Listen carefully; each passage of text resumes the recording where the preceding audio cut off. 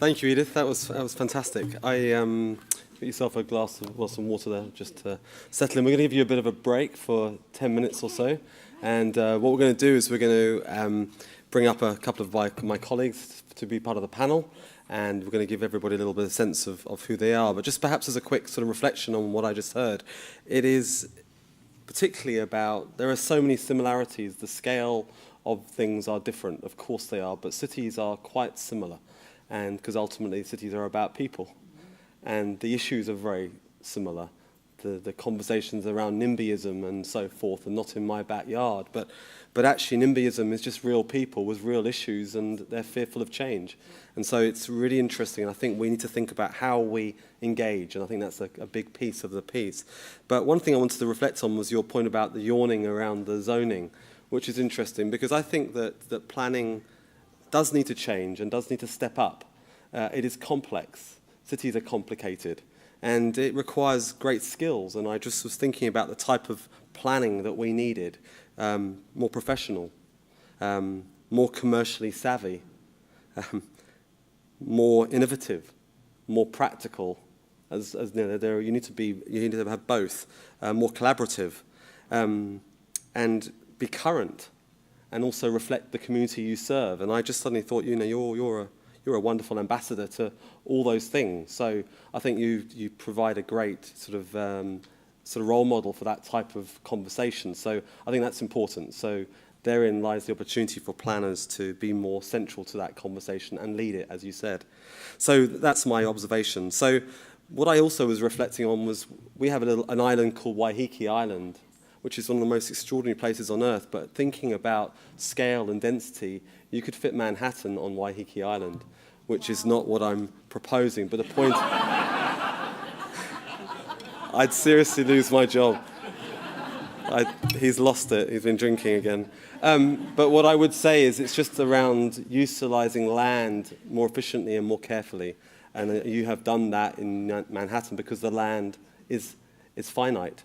And so it's about working more smartly. So there's another theme that comes through. So look, whilst we have a little break, I'm going to invite up my colleagues to come and talk to you. As they come up, so John and Adrian, do you want to join us on the stage? I'll talk a little bit about Adrian first. So Adrian Cooper has been the chairman of Housing New Zealand for the New Zealand Housing Corporation since August 2015. Adrian also served as the deputy chair of the Auckland Waterfront Development Agency, and so we worked really closely together for many, many years. She also chaired the Hobsonville Land Company Limited for 5 years. And if you all know, the Hobsonville Point development initiated by the previous Waitakere City Council, I would believe and in conversation and in partnership with the Crown, is one of the best projects in New Zealand in terms of interdisciplinary, multi-agency funding and operation. And I think it just becomes this benchmark, and there's a question in there for later. But she now remains as the director of the land company. Also, Adrian served as the deputy chair of the Auckland Regional Transport Authority, which replaced Auckland Transport. So a huge background in not planning, but delivery, but also transport. For those of you that don't know, but Housing New Zealand is New Zealand's largest social housing provider, with over 60,000 homes across the country under management. The government recently announced its largest home building program in the last 50 years. That was just last week, and we can talk a little bit about that as we move forward. But it's the biggest housing building program in the last 50 years. And the Hobsonville Land Company and Housing New Zealand are going to be leading that portfolio. So they lead that portfolio and that conversation in Auckland in terms of delivering affordable housing and also general housing. Hobsonville Point is just 20 minutes drive northwest of Auckland City Centre and is now a very short ferry ride away, which again is also part of the choices that we need to do. The scale of development is very significant for New Zealand. A decade from now, Hobsonville Point will have 4,500 homes, and its harbourside location and character-rich streets will be home to more than 10,000 Aucklanders. So Adrian is going to talk a little bit about the work that she's been doing, the pieces of delivery that she's been involved in, and then a few reflections on the link to what she's heard from Edith. So that's so next up would then be John Duguid. John is a colleague of mine in the Chief Planning Office, led by Jim Quinn, who's the Chief Strategy Officer, who's here tonight as well, so it's great to see you here tonight, Jim. John has been a planner for about 20 years now. He was the lead planner for the former North Shore City Council and has worked and led on projects such as the Albany Centre development, and prior to the formation of Auckland Council in 2010, he was the Auckland City Council's planning manager in downtown Auckland.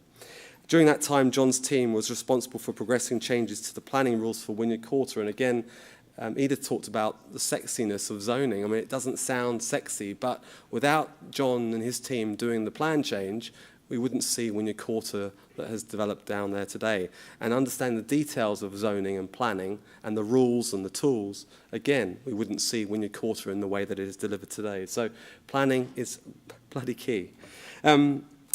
So more recently, John has had a really challenging role, which is probably one of the biggest kind of, I guess, career highlights of your time, John, which is leading alongside Penny Pirrett the new unitary plan. And he's also currently the General Manager of the Auckland Council's Plans and Places Department. John is a passionate planner. He's a great supporter of urban design and also understands the importance of planning in terms of creating vibrant, economically, environmentally, and socially sustainable communities. So those are your two extra sort of colleagues and partners for the panel conversation. So John, who's up first? Is that you, John? Are you ready? So you've got some slides as well, haven't you? So do I click that on for you? Let's hope it is you first. There we go. You've got about 5 minutes. How does that sound? Planning history, go. All right, good evening, everyone, and thank you. What a build-up. And what a hard act to follow. Edith, that was fantastic. I did see your slides yesterday, but great to hear you actually talk to them. So I've got 5 minutes, roughly, to try and draw some links between the bold planning in Auckland that's taken place in the last 5-10 years and some of the themes and projects that you've talked about, Edith. So here we go. Let's see how I go with that one. So look, who are we in Auckland? This slide here really just talks about us, you know, in terms of our population, almost 1.6 million people now in Auckland. We're all pretty familiar with that. The other key thing there, 39% born overseas, which, just talking to Edith before, I think 38% for New York City. So we've got some parallels there, but in terms of the population, much smaller than New York City as a whole. And I just did some quick planning geek maths before, Edith. With New York City as a whole, I think you said about 750 kilometres squared. The urban area in Auckland is about 1,000 kilometres squared, slightly bigger, but in terms of population density, obviously far, far lower here. I think it's roughly about 8 times the density, New York City, relative to the urban part of Auckland, let alone including rural Auckland. So some big differences, but I think some key commonalities as well. Edith talked about the sort of the one plan for New York City as a whole, one plan, the Auckland plan, about 5 years old now. Many of you will be familiar with its key themes, but you know, pretty bold at the time, the compact city approach, the 70-40 split that you might have heard about, with 70% of Auckland's growth ideally within the existing urban footprint, so that's a much denser city, picking up on some of the New York City themes around upzoning and intensification, and we're all pretty familiar with that conversation in Auckland as it unfolded and continues to unfold. So that's our Auckland plan. It's going through a bit of a refresh at the moment, so you'll probably hear more about that over the course of the next year or so, but some strong themes around the importance of the city centre, some expansion to the north and to the south in the greenfield areas, but really building on our 10 metropolitan centres, the Albanese, the Takapunas, the Manukau City Centre, the Hendersons, the Newlands and so on, where some great stuff's been happening, but what can we do to leverage more out of the investment, public and private, in those locations. So I guess my key project, along with many, many others, and I certainly don't try and take any credit for it, because it was a huge effort by not just council staff, but all of Auckland to really get their heads around what this unitary plan might be. Edith, for your information, it's basically like a zoning plan for the whole of the region, but it also has a whole lot of environmental and heritage type controls in there too, so it's pretty comprehensive, and it does very much pick up on the Auckland Plan theme of providing more capacity for housing in the right places, but also preserving the places that Aucklanders value for their history and their environmental qualities. So that's the unitary plan. Basically was a huge exercise. We have it now in place. It's pretty much operative and fully enforced. There are a few appeals that are holding some things back, but we'll get there pretty soon. And some of the development opportunities are certainly being taken up, including by Housing New Zealand. You'll hear about that shortly from Adrian, but many others are starting to see the possibilities under the unitary plan. But it's not all about capacity and growth and intensification.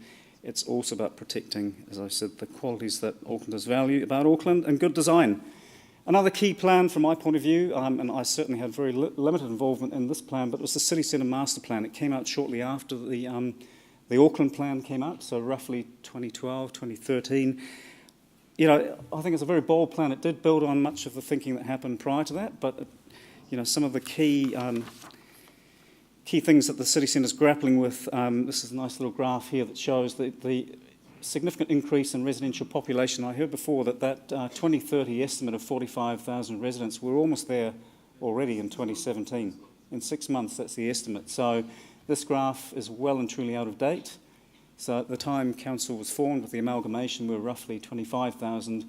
We're up to 45,000. So big change for the city centre.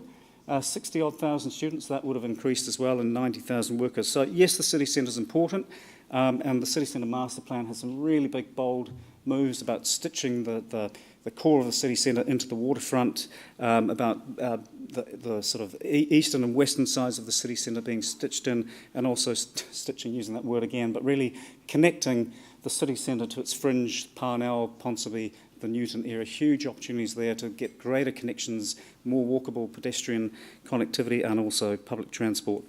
I won't go through all of the big moves, other than to move in very quickly to, I guess, some of the success stories. Shared space in Auckland has been a real success. I think places like New York City would probably acknowledge that we are, blazing a bit of a trail, setting some great examples with some of our shared space. And that stat's probably out of date as well. 10% increase in foot traffic on Elliott Street. I suspect it's far more than that. So there's an ongoing public space improvement program in the city centre, funded through a targeted rate, so different funding mechanism, but there is that dedicated fund to continue to roll out some of the public realm improvements in our city centre. So where are we off to next? The waterfront. Some great stuff has been happening there over the last 5, 6, 7, 10 years. At the most, really, it's been a pretty rapid transformation of the waterfront, but particularly in the, the flagship Wynyard Quarter area. Ludo mentioned that I previously had a role in terms of taking the zoning changes through to take from an industrial area into more of a mixed-use, vibrant place that we're starting to see today, and that's been picked up by Manukau, our CCO, and some great stuff happening there. I guess one of the key themes here is around, public ownership of the land made a huge difference. If that land wasn't owned by the public through Ports of Auckland and regional holdings and then onto the public of Auckland, we wouldn't have seen that transformation in quite the same rate. And I guess the investment in the public realm enhancements, the public realm improvements, big public investment, but you can just see now the unprecedented private interest and development happening at Wynyard would not have happened without that upfront public commitment to be the catalyst, I guess, for the transformation of Wynyard. And as we all know, it's a place that Aucklanders are starting to really love and enjoy.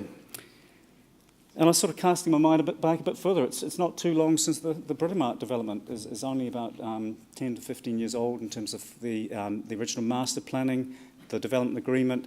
Really great example of a good, solid public-private partnership enduring with strong heritage preservation, restoration, public realm improvements, spaces, and the key one, of course, is that bringing the train station right in underneath Britomart. All of that is only just over a decade old, so there's some pretty bold stuff has been happening in Auckland. And so if you move outside the city centre, we've got those 10 metropolitan centres and our town centres, just some very quick examples of that public-private investment. We have Newlyn here with the changes to the rail, brand new rail station, library, civic space, and you get a developer, I think it was Infratil, going in there and doing a decent, pretty high density development to really start to transform Newlyn. And then down in Manukau in the south, again, the investment up front in the infrastructure with the rail extension connecting in there, and then MIT seeing that as a huge opportunity to really bring the student population right down in, and this is probably a fairly unique example globally of a train station embedded in the heart of a university, both developed in sync at the same time. Probably are other examples, but that's a fantastic one to start transforming Manukau. And so, just to conclude, New York City, this is one of your most, I guess, famous recent, spaces that's totally transformed. And I guess while we don't have too many disused rail tracks in Auckland, like the High Line in New York, we do, of course, have our very own light path, Te Ara Whiwhi, as an example of just taking a piece of disused infrastructure and giving it a new lease of life with the pink walkway, cycleway there. So, talked about for a long time in the city centre master plan, just to bring it back to the planning, and now a reality. So, I think I've hopefully given you a bit of a link for the conversation between Edith and Auckland. Thank you.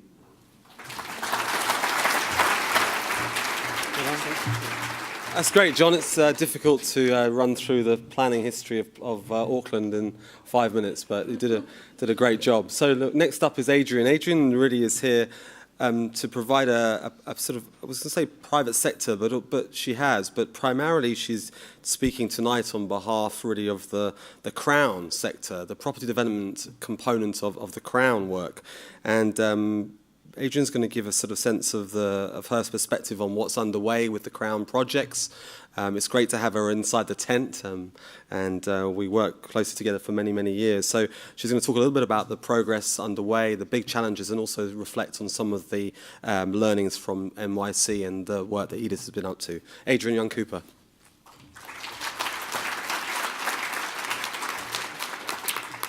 Well, it's fantastic to be able to come out from a huge load of planning. So I'm the third planner, but I'm at that stage of my career where I'm pretty interested in doing and implementing. And so that basically is the work that I'm very involved with. It's an incredibly exciting time for Auckland. There's just the most incredible transformation going on with huge projects.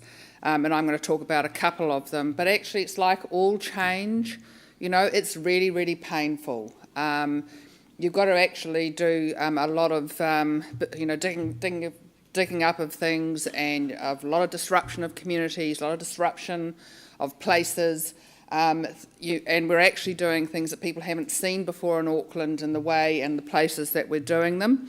And I think this is going to be a little bit of a theme, I think, for the next 4 or 5 years until we just get used to the fact that things are changing. And it's really wonderful that there's this huge body of Aucklanders who are so interested in what's happening in our city. And it's really critical that you are advocates and you're out there and you're champions for this change, even though it is painful. It'll be worth it in the end. We'll have a much, much better city. So, look, in terms of New York, just so if I could actually reflect, I'm lucky to have spent a lot of time in New York City on basically holidays, and I spent 2 weeks there in last September, and particularly in this area of Midtown. And one of the I really noticed the pressure of population, which sounds a bit silly because I have been there before, but actually it was palpable just how many more people were in New York, and you felt it initially from the fact that the sidewalks were just so crowded. It was really hard. You just had to go with the flow. It wasn't a good place if you wanted to wander. It was not a good place if you're a bit older. It wasn't a good place if you basically had to lift your feet because actually the pavement below you was quite broken. And I think it's incredibly important that you do what you're doing in terms of getting that investment in the public realm, and I'll come back to that theme. The other thing that I really get from New York, which I think is a lesson and it's a really important part of the future of Auckland, is that New York is full of different kinds of apartments for everyday living for everyone. So New Yorkers don't even think about it. And sure, you can live in a house if you go way out in the suburbs or upstate New York, but basically, that central part of New York is just full of apartments. And actually, Auckland's transformation is on the way to an urban city. It's not all about apartments in the central city. It's about actually apartments everywhere, and I want to talk a little bit more about that. Hobsonville Land Company and Housing New Zealand are part of the Crown family, and we're certainly playing our part in terms of addressing more housing for Auckland. We've been working on Hobsonville Point now for about 10 years, 5 years of planning and 5 years underway, almost 1,000 houses built there now, but it takes a long time. The planning is now getting faster and faster and faster. We have been working on the Auckland Housing Program, which is a very ambitious 10-year program with Housing New Zealand for about 2 years. And we are already underway with the implementation. If I talk about the Auckland Housing Program first, we had to actually analyse every last piece of land that Housing New Zealand owns in Auckland. It's not just a theoretical exercise, and we have had to say what is the development potential. We then had to do all this work with the unitary plan, and thank you, John, for the wonderful result that's been delivered through that unitary plan. It's the start for the transformation of Auckland, and it has given significant capacity for increased housing, particularly in the areas of highest demand within the existing urban areas. So we've been working on this. We've got our first 4 years of the Auckland Housing Program very much underway. We've got a lot of our resource consenting has already been done. We've got a lot of our contracting underway, and you'll start to see in the newspaper various discussions of various developments.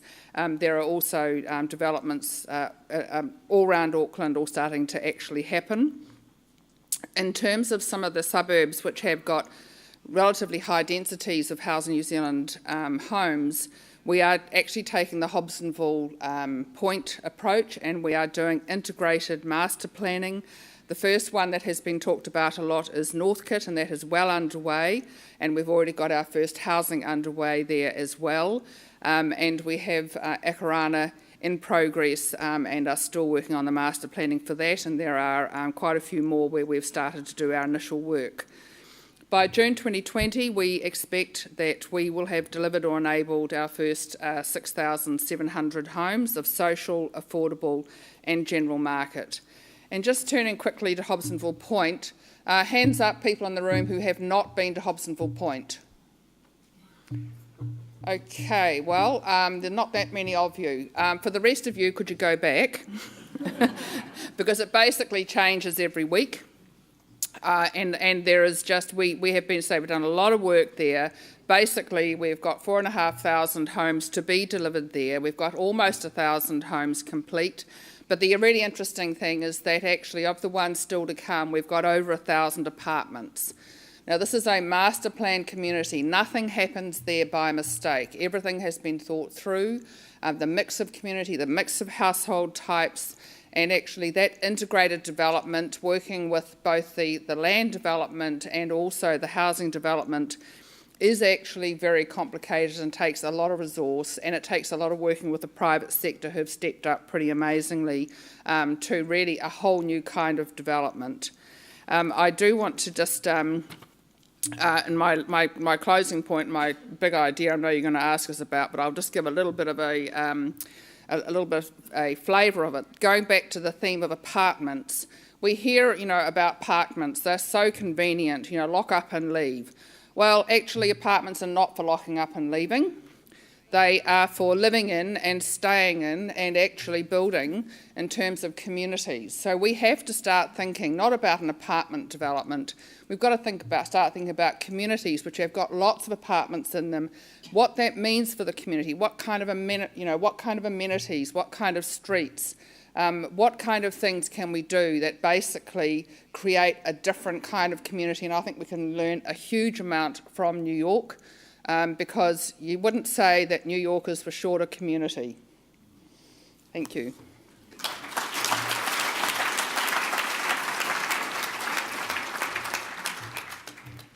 Very good, thank you. So we've got a good snapshot there of a range of different scenarios, different issues, different projects, and also different personalities and different players and actors. One of the things that I wanted to ask you, Edith, probably first, is to we talked about change today, and everyone's brought it up.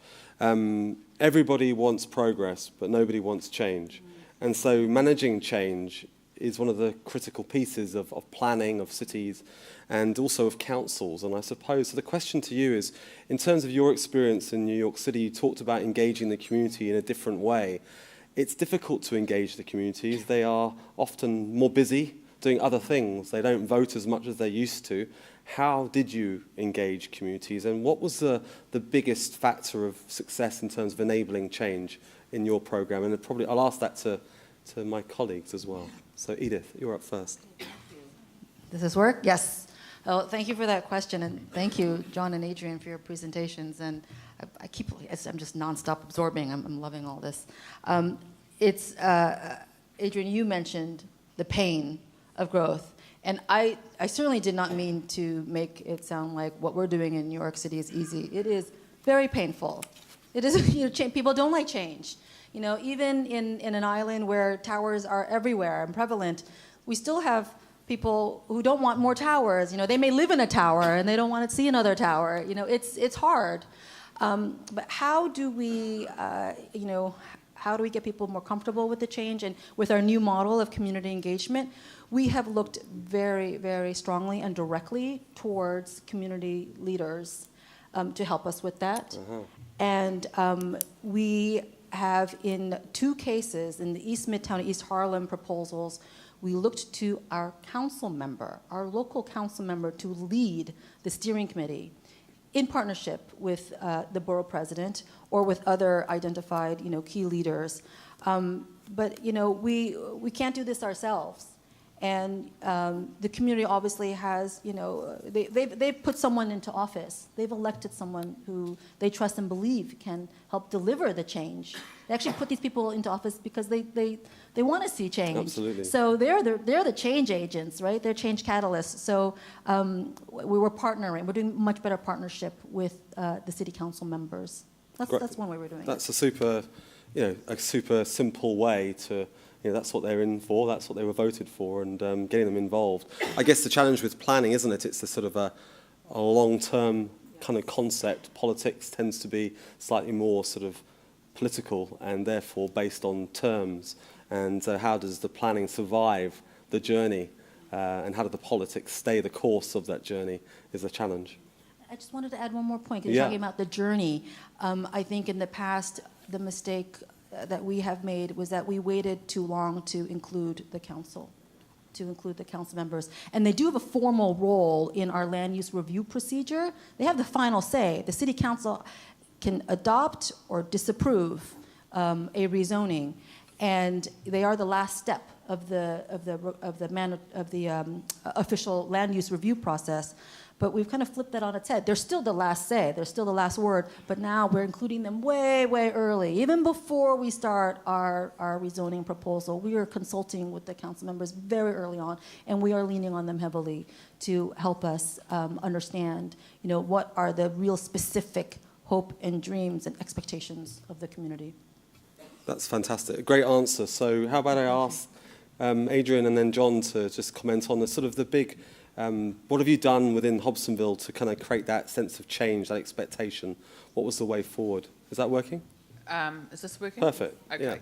Yeah. Well, look, can I just take another example, which is when we go into, say, an area like Northcote, which is an existing area where people live. One of the things that we do a lot is we go with our social housing tenants. We actually have got a fantastic tenant team, and they go door to door. There is formal communication, but they actually go and talk with people and try to give them a lot of notice about what's happening and when it's happening. And it's just, but it's while we're thinking about it, before we've got to the stage of starting to do master planning and those kind of things. It seems to me that you cannot communicate enough. Mm-hmm. That's just, that seems to, there doesn't seem to be anything that's got enough in it. And I think that once we start hearing back that we have been over-consulted and you're talking to us too much, and we know what you're doing, and we know who to get hold of when anything goes wrong, we'll know we have actually succeeded. We haven't had that yet. I remember a friend of ours who was she works for Y&R, Young and Rubicam advertising agency. She said, on message over time at volume. And once people are bored of you, then you've done your job. And I think that needs to be done, but to be smart as well in terms of the conversation and talk with the language of the people that you're serving. So thank you, for Adrian. How about you, John? How about sort of change management in terms of the plans and the projects that you've led? What's been a big takeaway for you, or success, I suppose? Or challenge, even? Change management. Well, I was going to just pick up on the theme of engaging our communities. And I guess, keywords that spring to mind are patience and hard work. You've got to be really patient. There's a lot of hard work involved. My biggest experience was with the unitary plan process, and it was just relentless. To try and get the voices of Aucklanders that you wouldn't normally hear from was the biggest challenge.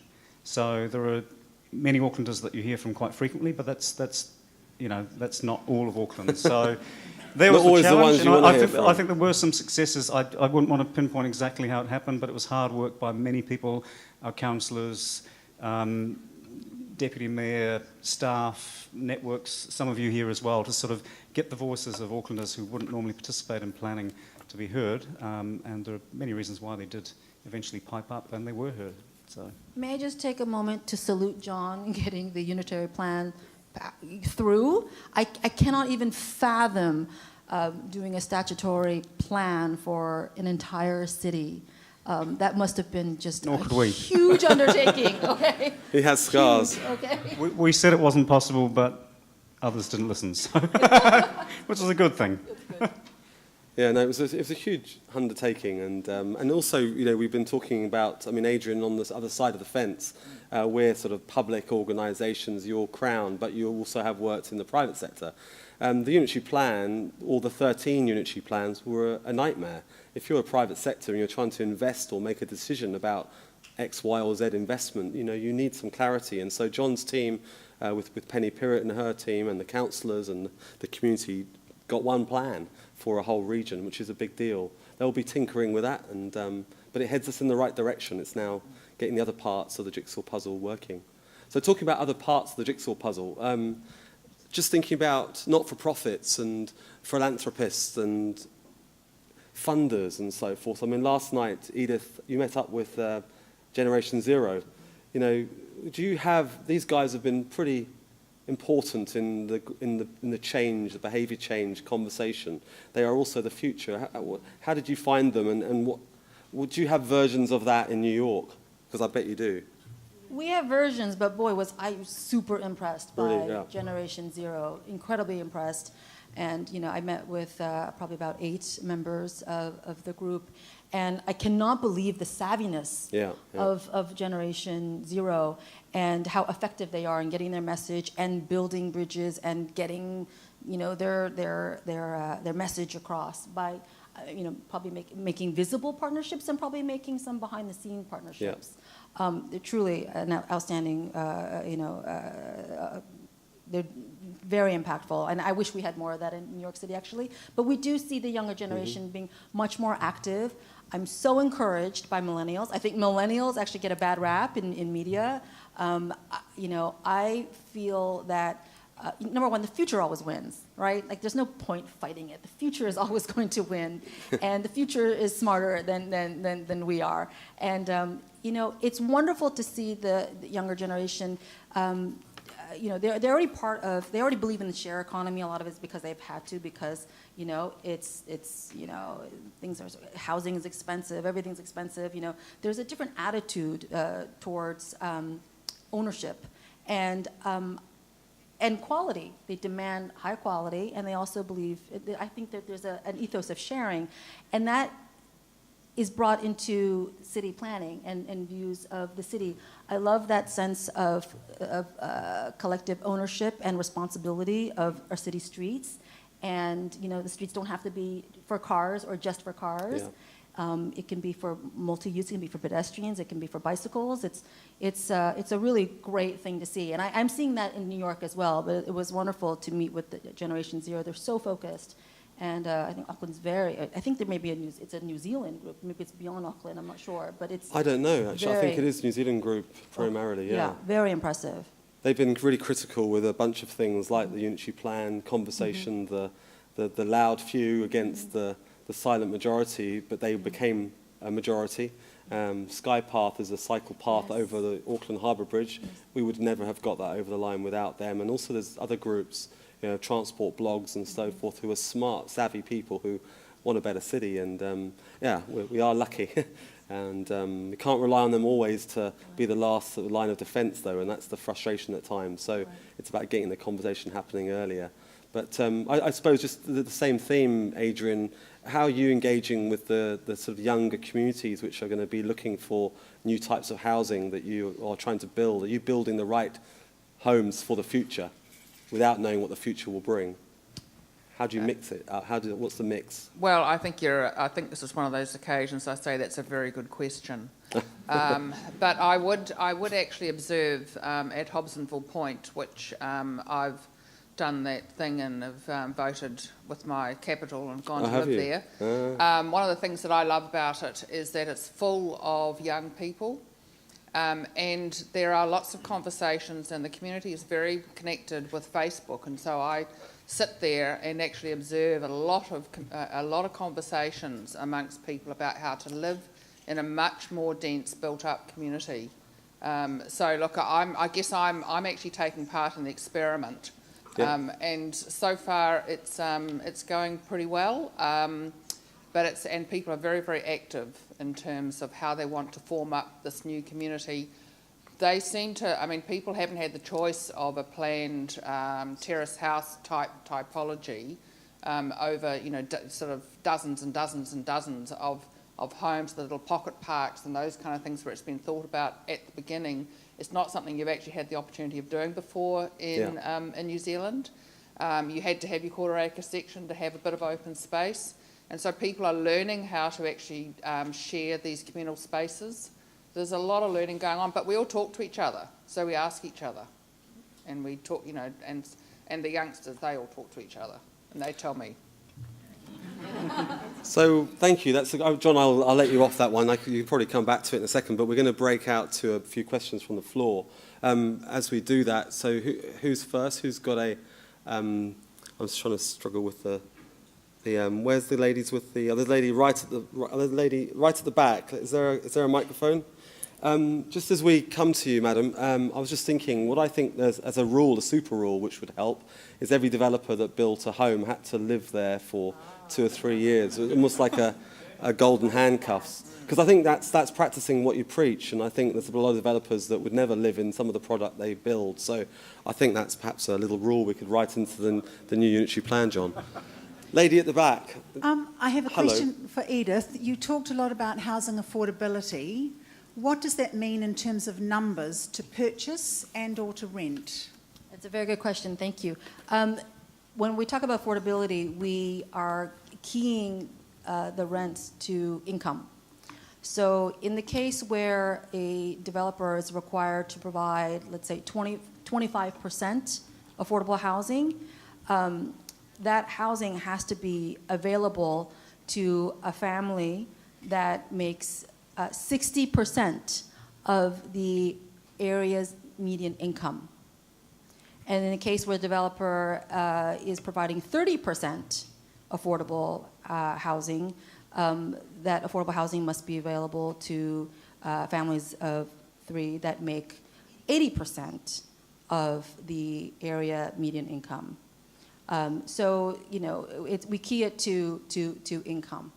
I don't have the exact numbers in my head, but that's how we designate. That's what we say. What we mean by when we say affordable housing.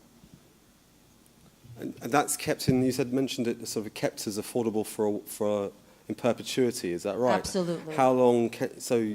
How long is perpetuity? I mean, it's forever. So it keeps it affordable for a period, because that's often the challenge is you buy an affordable unit and then you flick it on and you then it doesn't become affordable anymore. So it's levers of how to protect it. Yes, we're absolutely trying to stop this trend where units are required to be affordable for a number of years. Sometimes it seems like a very long time. 30 years sounds like a long time, but there's a family living in there when that alarm goes off, ding ding ding ding ding, time's up.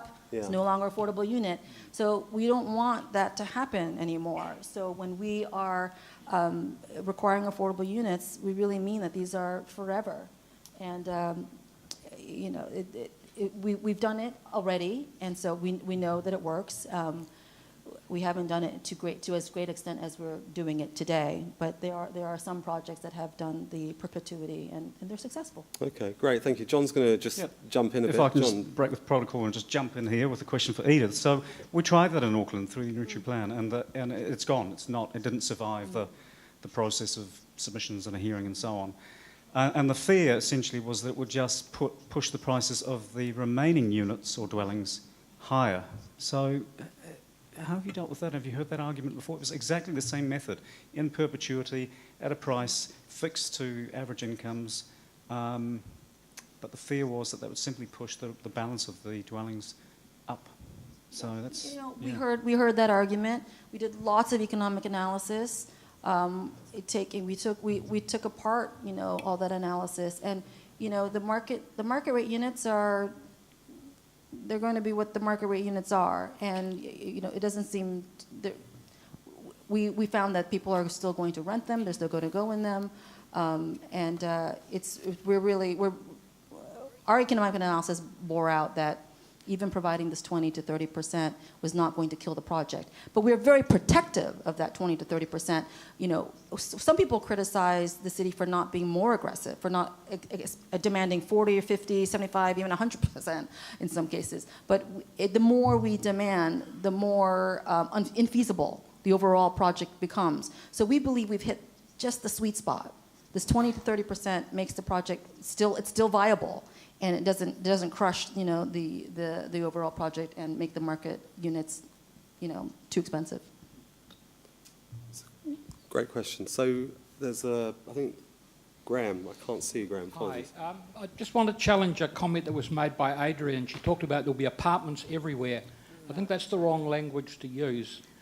Even if you built, say, 40, 50,000 apartments, that would only be 10% of the housing stock in Auckland. Most people would still be living in the conventional houses, or maybe the sorts of apartments and things that we've got used to, the low-rise things. I think the word that needs to be used, because you've got to sell the politics of this to people and not spook them, is talk about choice. So Hobsonville is excellent. It's drawing lots of people. It's an alternative way of living, and people are getting it. But for those who don't want it, they've still got the choice of remaining with what they have. So you've got to be careful that you don't oversell the proposition. I think the work that's happening is excellent, but it's just you've got to get the political acceptance with the masses. Otherwise, you'll find them voting in politicians who believe in different things, and then we might not get the outcome that we really want. So we've got to take the people with us by talking the right language. Couldn't Okay, agree more. I just want to correct the impression that I think we should have apartments everywhere. I think I said we needed apartments in our suburbs as well as in our central city. They are actually, and I agree with you, it is actually a choice. The unitary plan has been incredibly powerful in enabling parts of the city to be redeveloped for terrace housing and apartments. And it's a really, really important part of our growth story for Auckland, that we're actually able to take, you know, some of these very beautiful parts of the city from a location perspective, and we can have more people for the same footprint. And we will actually have a really, really interesting city with more people and more interesting communities.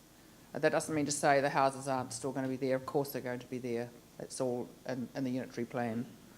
Okay. Thank you. There's a lady in the middle at the back there. Is there any ability to get a microphone to her? Great. Hi, I just had a question about what difference do you think it makes having a population that's focused on home ownership versus an acceptance of renting long term, and what role possibly the strength of the tenancy laws play in that? Who's that question to? All the panellists. Who wants to go first? It's a really important question. So, Anyone want to pick it up before I dive in there? I'll just make a couple of comments. I think that but there has been a lot of conversation being led and debate being led. Again, I think it's Generation Zero about having higher levels of security with respect to tenancy. And I think that we do need some new models in this space. So that doesn't mean to say, so I don't have the specific answer. I know that at Hobsonville Point, again, we are actually trialling a particular development where you can lease for between 5 and 7 years, and that particularly is to enable people who perhaps want to go there and put children through school and actually have a longer tenure. So that's a product which is being developed. We don't know if people in the market are interested, because of course the value of tenancy is that you can come and go, and the value of ownership is that it's sort of yours so long as you don't want to sell it. So I mean everything's got its value. Yeah, that's good. What about? I mean, is there a perspective from New York around a rental? Because I was in Seattle last year, and Google, Amazon, they're all there. Those people don't want homes; they want to be able to move. And if we're going to compete for those people, we need to provide something for them. They don't want to be tied down, in effect. So they're highly mobile, highly wealthy, but they can be anywhere. So what about New York? Are you having a similar conversation? We're mostly focused on rental housing. Right. That's really the demand in New York City. There's the mobile workers, and it's also really for the affordable housing push. Home ownership is usually way down the line. First you just want to be able to find an apartment you can rent that you can afford. So we've been mostly focused on that. It hasn't really. When we're doing our planning, we are thinking more about rentals, and we've got more work to do when it comes to affordable home ownership opportunities. Yeah. I think that requires more work for us. Okay, that's great. Let's have one more question. Does anybody want to? Luda, who's shouting in the back there. I can't see you in the darkness, sir. Sounds like Mr. Ray. Okay. Floor's yours, Alistair. Be prepared. Thanks. It's great to hear what you got to say about zoning, Edith. And it sounds like maybe in summary, you're effectively selling up zoning for the public benefit, or maybe capturing the benefits for landowners of upzoning and then bringing that to the public good. We've just upzoned, as we've heard from John, huge areas of the city. I guess, and I've got a feeling that we've not really captured the value of that. And so a question to you, Edith, as to whether you think that's a missed opportunity, but also maybe an opportunity for John to say whether you think we've captured that value somewhere. Well, number one, I appreciate that you're using the word capture versus sell. So that is what we are trying to do. We're doing a lot of value capture incentive zoning in New York. And I don't know to the extent of experimentation. And I'm hearing that it's not part of the unitary plan. Doesn't mean that it can't be part of a unitary plan or a future plan. It does take a lot of buy-in, and certainly it can be started in smaller increments. But it's been a very, very powerful tool for us, a very useful tool to help amplify our coffers. I don't want to say there was a missed opportunity, because I think the unitary plan has accomplished many other things. It has identified areas for intensification, and that is a huge achievement in and of itself. So maybe the next generation, the next innovation for the unitary plan could be experimentation with value capture. Essentially, our legal framework doesn't allow for it. So the unitary plan is produced under our Resource Management Act, which does not allow for value capture at all. Local Government Act, I'm not an expert in it, but I think there'll be some challenges there. So it really is a council, central government discussion that needs to take place. If that tool is a tool that we want to use in the future, and I think it potentially is a good part of the solution, there really is a discussion to be had with our government to give us the legal ability to capture that value. Yeah. Just to perhaps provide another point on that is that John's right, but the tool is able to be used. And we have a new organisation called Manukau Development who are there to facilitate and drive development. But we also have two key projects. One is the City Rail Link, which is this 3 underground stations in the central city, but that's for the entire rail network. So the value capture is along the entire rail route, not just downtown.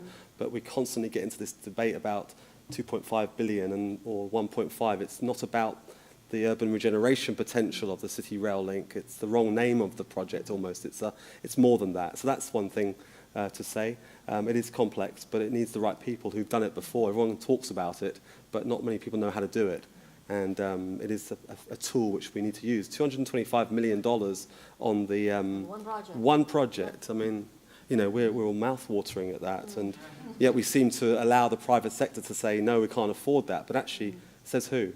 And I think your point about economics is where planning and economic needs to work together. So I think that's a great question, Alistair, as I thought he'd do, and something for the future. So I think that's been a really great conversation. It's difficult to manage it across a large room like this with 3 very diverse but actually very similar concepts of city planning. I just want to thank, firstly, John Duguid, my colleague in the Plans and Places Department from the CPO. I'd also like to thank Adrian Cooper from Hobsonville and from Crown. And last but not least, Edith, for her fantastic input tonight. And thank you for coming. Would you mind put your hands up?